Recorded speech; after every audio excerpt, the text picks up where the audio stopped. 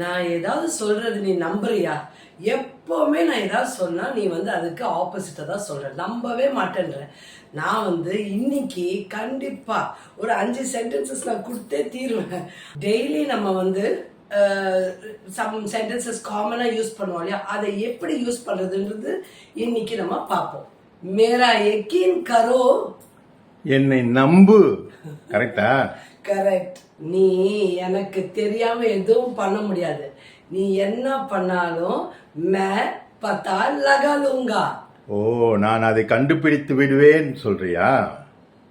ஆமா, சாயந்தரம் ஷாப்பிங் போலான்னு சொன்னியே. मैंने कब कहा? என்னது?